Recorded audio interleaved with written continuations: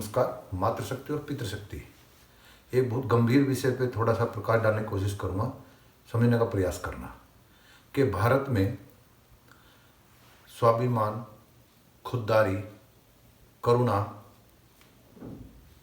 मानवता और राष्ट्र के सम्मान और सुरक्षा के समय नगण्य दिखती है जब किसी भी सफल वर्ग या असफल वर्ग का कोई काम साध्य हो जाता है, यानी कि उसकी अपनी मनोकामना पूर्ण हो जाती है, तब वो करुणा के नाम पर अंडारे भंडारे, प्याऊ या बीमारों के इलाज के लिए दवाइयाँ ऐसे ऐसे प्रदर्शन करता है।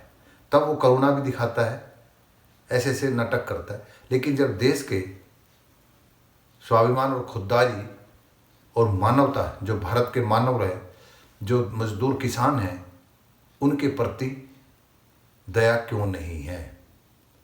अपने से कमज़ोर के प्रति दया क्यों नहीं है? शोषक क्यों बन जाते हैं भारत के लोग? शोषक बन के शोषण करना गर्व समझते हैं, उसमें उस शोषण के द्वारा सफलता पर इठलाते हैं। तो वही अवस्था है।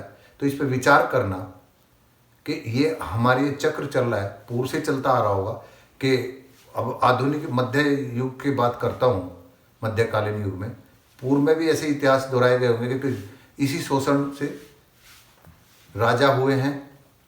फिर हमारे देश में मुगल आए, उन्होंने भी हमले करे, राजाओं ने भी, जो अपने किसान मजदूर थे उनका शोषण किया, उनकी संपदा को मतलब जहाँ खेती करते होंगे, मजदूरी करते होंगे, जब किसान खेती करता है तो उसको मालिकाना हक ना दे करके उसे अपने कब्जे में लेकर के उनसे लगान जबरदस्ती वसूलना, व्यापारी उनके पैसा दे करके सूदखोरी करना, फिर उनकी संपत्ति या उनका जो भी घर दर वो हड़प लेना, या उनकी बहू बेटियों की लाज पर हमला करना।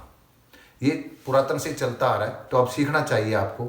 ऐसे ही मैं इस बिल से कॉन्टेक्ट इसको संबंध करूँगा कि इसी कारण हमारा देश भारी आक्रांताओं के द्वारा भी ये सब जो पूंजीपति, जो शोषक वर्ग था, राजा थे या व्यापारी थे या वैश्य वर्ग जिसको बोलते हैं, इनकी सारी संपदा उन्होंने हड़पी, उनकी बहू बेटियों की लाज को लज्जित किया और अपहरण करके भी ले गए। बाहर अफगानिस्तान या जहाँ जहाँ से आए वो लुटेरे लेकर के गए, फिर यहीं शासन भी किया। क्या उससे आपने सबक नहीं सीखा? वही स्थिति 1000 साल या 1200 साल तक हम कलंकित जीवन जिए, अपमानित जीवन जिए, खुददारी मिट चुकी थी। उससे क्या सीखा? अब वही वर्ग दोबारा उसी तरह के वर्ग, विदेशी ना होकर के भारत के शासक के वर्ग, किसान मजदूरों को आप ध्यान देख लेना। अगर ये सबल नहीं होंगे, सफल कैसे हो जाएगा देश? आप ये समझते हैं कि इनका शोषण करके या किसी भी का शोषण करके हम सफल होंगे? नहीं होंगे। देश में वफादारी, खुददारी और स्वाभिमान कैसे आएगा? जब आप अपने ही लोगों का शोषण करेंगे और वो आपसे नफरत करेगा। आप ये देखिए, इतना तो एहसान मान लीजिए, कहते हैं कि डायन भी एक घर छोड़ देती है, कि आप अपने राष्ट्र के, आपका भरण पोषण करने वाली वर्ग, आपके उद्यम को चलाने वाला मजदूर, इनके प्रति तो दया रखिए। अगर भोजन नहीं मिलेगा आपको तो ये आपके जो वैभव तक कैसे इसका उपयोग करोगे? आपकी शक्ति छीनी नहीं होगी क्या? मतलब इसका मतलब ये हुआ कि हम इनको ऐसे चंगुल में फंसा लें इस बिल के। क्योंकि मैं अभी डिबेट देख रहा हूँ तो हमारे किसान नेता भी अपनी बात को सही तरह से नहीं रख पा रहे, उल जलूल बोलने लगते। मैं मानता हूँ MSP की भी बात करिए, मिनिमम सपोर्ट प्राइस हमें मिले, लेकिन मुख्य मुद्दा जो आप ये देखें कि जो इनको वो था कि खाद्य वस्तु का भंडारण करना एक लिमिट से ज़्यादा उस पर अपराध की श्रेणी में आता था। इन्होंने कहा कि भाई हमने किसानों को कहीं भी बेचने का वो दे दिया, उस आधार पे आपने व्यापारियों को मौका दे दिया कि आप कितने भंडारण करिए।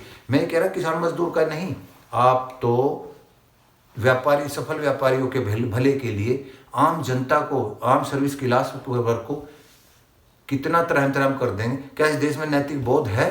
जो सरकार के गवर्निंग सदस्य हैं, मंत्री हैं, उनको विधायक निधि, सांसद निधि मिलती है, क्या वे उस निधि के द्वारा 100% लगवा देते हैं? उस मशीनरी जो प्रशासन है, वो विधायक, वो सांसद, वो मंत्री, क्या उसमें कमीशन नहीं लेता है? ग्राम प्रधान नहीं लेता है? मनरेगा जैसी योजना आई और राइट टू फूड, कितने कलंकित बात है कि भोजन का अधिकार पिछली सरकार में, यूपी सरकार वो बिल लाए थे कि अभी भी हमें जनता गरीब है तो आप कलंकित नहीं हो रहे। एक तरफ वैभवता है, एक तरफ कलंकित है। तो इस तरफ पहलू देख करके मैं ये कहूँ कि एक ड्राफ्ट बना करके किसानों को अपनी एक बहुत फुल योजना देनी चाहिए कि भाई हम इस देश में नैतिक बोध नहीं है, जो आप कहते हैं लागू रहेगा, एक्ट में नहीं आया है, जो एक्ट में होते हुए भी इम्प्लीमेंट नहीं हो रही हुई योजनाएं या हो रही हैं तो उनमें भ्रष्टाचार है, तो आप खुली छूट दे रहे हैं। तो इस तरह इंगित करके बताइए और पूरे पिछले उसका भी ध्यान दीजिए कि हमारे उस चक्र में तो नहीं फंसा रहे आप कि चंद लोगों के लिए कि कुछ चंद राजे रजवाड़े इस देश में हों और बाकी उनके गुलाम हों। इस नीति से तो ऐसा ही लगता है। तो इस तरफ इंगित करा के सरकार को कन्विंस करिए और आम जनता को जो आपके समर्थन में आए उनको भी बताइए कि ये जो प्याज 2 रुपये किलो लेकर के लिए फिर 100 रुपये किलो तक कर देते, वो भंडारा नहीं करता है, स्टोरेज ही करती है। तो इसको चेक करने का कोई योजना बनाने की इसमें संशोधन कराइए और मिनिमम सपोर्ट प्राइस भी सपोर्ट प्राइस भी दिलाने का प्रयास उसमें भी एक्ट में लाइए। जब मनसा सही हो तो क्यों नहीं कर रहे हैं। तो इन्हीं शब्दों के साथ मैं पुरातन की गलतियों से आज उसी गलती की तरफ हमारी सरकार भी जा रही है, इस तरफ ध्यान देने का और हमारे नेताओं का और उनके समाज सेवकों को इस तरफ इंगित करने का प्रयास करना चाहिए। इन्हीं शब्दों के साथ मेरे भाव को समझने का प्रयास करना कोशिश की है आज के उससे भी पुरातन से भी जोड़ने का कि भाई आप इस पर चिंतित करें। नमस्कार।